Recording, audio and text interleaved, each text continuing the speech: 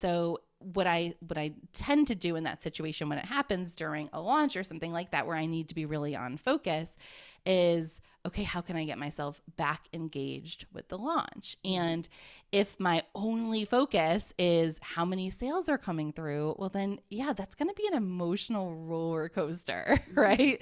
But if I can focus on my own activities, especially if I'm able to tap into different things I can do creatively, or to feel inspired, or even just take care of myself during it, of like, okay, like I'm gonna, go get a massage one of the days, or get a pedicure, or lunch with a girlfriend, right? So being able to focus my energy during it on what I'm doing, what I'm in control of, that allows me to reward myself for the actions, instead of having my emotions be tied to how things went for the launch that day.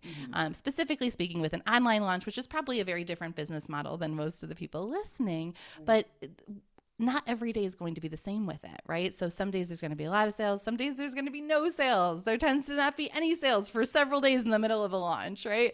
And so that's setting yourself up for that, like, no emails are coming in, no sales are coming in mentality, where if you're able to focus your energy on something else, for me, that's what tends to work. So I think with these different things, it's just about getting curious, right? I know they say curiosity killed the cat, but I feel like curiosity is just the key to understanding without judgment, to giving us the ability to become observers, instead of putting on the judgment of, oh, I always do this, right? Or like, oh, I'm procrastinating again, or oh, I'm, I blew up at this person on my team, or like, here I am, like feeling sorry for myself, or stuck in comparison. I always do this, and beating ourselves up about it. It allows you to, one of the reasons why I personify these inner villains, as I like to say, that they're not you. It's not you doing that. It's this other character, and it's this fictional kind of fun character, right?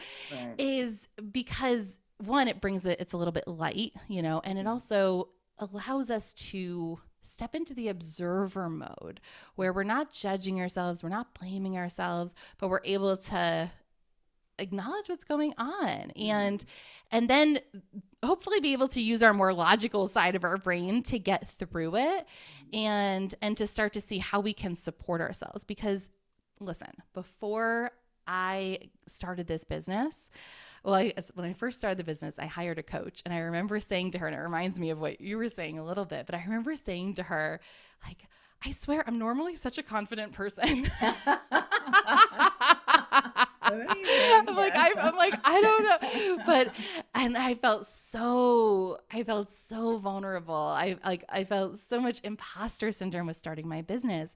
And I think that's because I was so outside of my comfort zone. And that would just, my brain was like freaking out of like, whoa, what's this? And I look back and I'm like, geez, I've done a lot of things, and I normally feel really comfortable in certain situations, but I was comfortable in those situations, and this was something new. And so now I've reframed it. And now if I don't feel that imposter syndrome at all, if I don't feel that, if I don't see any of these signs creeping up, for me, that's a sign that I'm probably a little bit too cozy. I'm probably not pushing myself, right?